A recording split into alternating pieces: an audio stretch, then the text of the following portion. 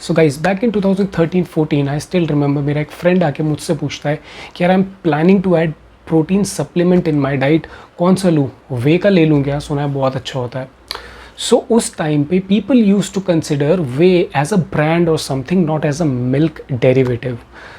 Fortunately आज के time पे बहुत ज़्यादा अवेयरनेस है, लोगों को बहुत अच्छी तरीके से पता है कि वे प्रोटीन क्या है, वो कैसे बनता है।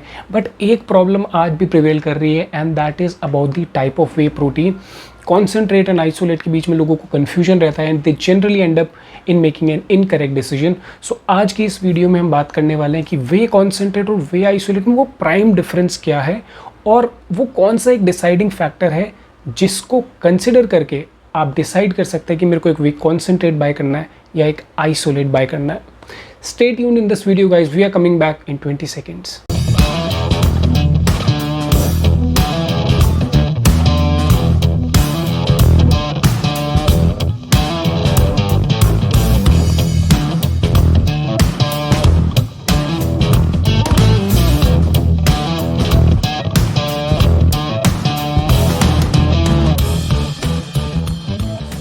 So guys welcome back to the video again.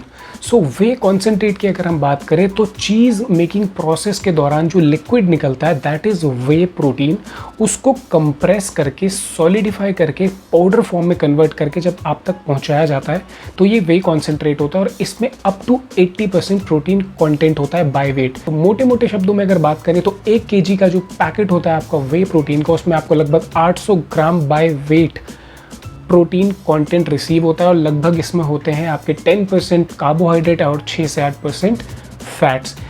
इस कॉन्सेंट्रेट को जो फर्दर प्रोसेस किया जाता है और इससे कार्बोहाइड्रेट्स फैट्स इनको रिमूव कर देते हैं तो जो रिजल्टेंट प्रोडक्ट हमें मिलता है दैट इज़ वे आइसोलेट और इसमें लगभग 90% प्रोटीन कंटेंट होता है। सो यहाँ से सुन के ऐसा लगता है कि आइसोलेट एक हायर प्रोटीन कंटेंट है और कॉन्सेंट्रेट एक लोअर प्रोटीन कंटेंट पाउडर है। सो क्या ये सही डिसीजन है कि हम वे आइसोलेट की तरफ जाएं इंस्टेड ऑफ वे कॉन्सेंट्रेट? बिल्कुल नहीं। देखिए यहाँ पे समझने की कोशिश करते हैं कि आपका जो वे आइसोलेट है उसकी जो प्राइस है वो 2/3 ज़्यादा होती है in comparison two way concentrate. Imagine करते हैं एक इंडियन ब्रांड को वे कॉन्सेंट्रेट जिसकी प्राइस है 1000 रुपये और एक वे आइसोलेट जिसकी प्राइस है 1400 या 1500 रुपये। सो आप इमेजिन कीजिए जो 1 kg का कॉन्सेंट्रेट का पैकेट है उसमें आपको मिलता है 800 ग्राम प्रोटीन और जो आइसोलेट का पैकेट है उसमें आपको मिलता है लगभग 900 ग्राम प्रोटीन। तो आपको मिला 100 gram extra protein at a cost of ₹400 to 500 extra. तो आपने 400 से 500 रुपये एक्स्ट्रा दिए तो आपको क्या मिला है? आपको मिला है 100 ग्राम प्रोटीन। आप इमेजिन कीजिए कि अगर वही पैसे आप खर्च कर देंगे एक कॉन्सेंट्रेट को बाय करने में तो आपको 500 रुपये में लगभग 400 ग्राम प्रोटीन मिल सकता है। अभी आप थोड़ी सी मैथ्स कीजिए, आपको समझ में आ जाएगा। सो गाइस पॉइंट यहाँ पे सिर्फ इतना है कि वे आइसोलेट एंड कॉन्सेंट्रेट में प्रोटीन कंटेंट के साथ साथ आपकी प्राइस की भी डिफरेंस आती है।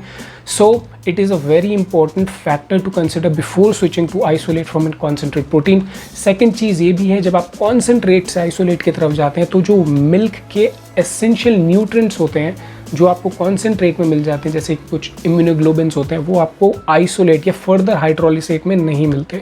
So that is another point two consider. So guys second point जो है जिसकी वजह से लोग कॉन्सेंट्रेट प्रोटीन को थोड़ा सा लोअर साइड पे देखते हैं वो है उसका कार्ब्स कंटेंट। आप देखिएगा वो लोग जो आइसोलेट प्रोटीन कंज्यूम करते हैं वो बोलते हैं यार मुझे कॉन्सेंट्रेट नहीं लेना बिकॉज इसमें कार्ब्स हैं।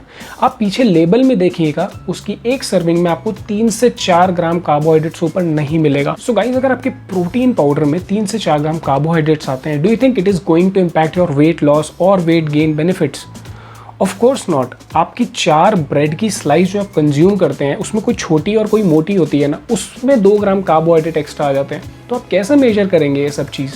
सो प्रोटीन में प्रेजेंट 2 ग्राम 3 ग्राम 4 ग्राम कार्बोहाइड्रेट्स अगर होते हैं तो उससे कोई वेट गेन नहीं हो जाएगा। या आइसोलेट में अगर 0 ग्राम कार्बोहाइड्रेट्स है तो उससे वेट लॉस नहीं हो जाएगा। वेट लॉस या weight gain is decided by the complete calorie intake for the day जो आपने डिफरेंट फूड कंज्यूम किए हैं। अगर कॉन्सेंट्रेट में 3 ग्राम कार्बोहाइड्रेट एक्स्ट्रा मिल भी गए, रोटी में एडजस्ट कर लिया, पूरे दिन भर में 200-250 ग्राम कार्बोहाइड्रेट्स हम लोग कंज्यूम करते हैं।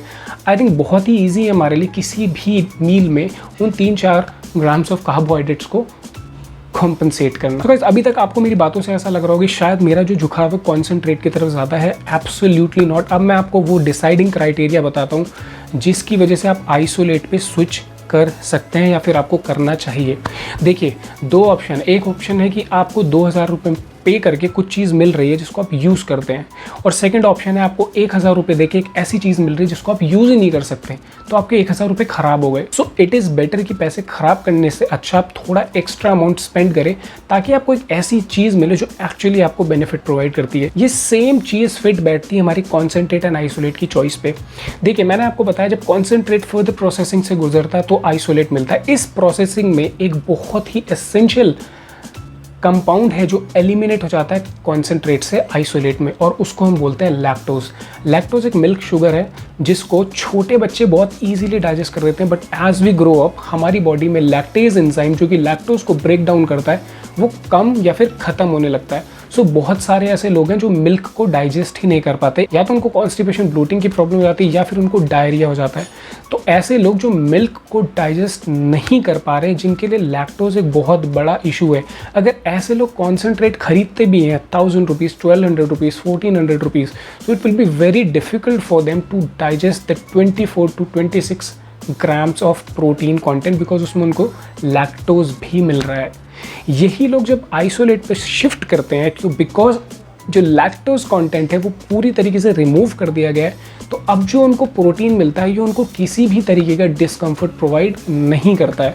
सो guys, this is the main reason for switching from concentrate protein to isolate protein. आपका प्रोटीन कंटेंट कोई प्रॉब्लम क्रिएट नहीं करेगा, presence of 2 grams of carbohydrate, 1 grams of fat कोई प्रॉब्लम नहीं करेगा, लेकिन जो आइसोलेट है उसमें लैक्टोज नहीं है और जो कॉन्सेंट्रेट है उसमें आपका लैक्टोज है। ये प्रॉब्लम कर सकता है कुछ इंडिविजुअल्स को, वो इंडिविजुअल्स जो अभी अभी प्रोटीन शुरू कर रहे हैं, उनको महीना 1.5 महीना हो गया है और उनको प्रोटीन से प्रॉब्लम्स हो रही हैं, like they are feeling bloated और दे आर फीलिंग कॉन्स्टिपेटेड, या उनको डायरिया या कुछ भी स्टमक डाइजेशन से रिलेटेड प्रॉब्लम हो रही है। They can consider switching to isolate and they can see if this thing works for them.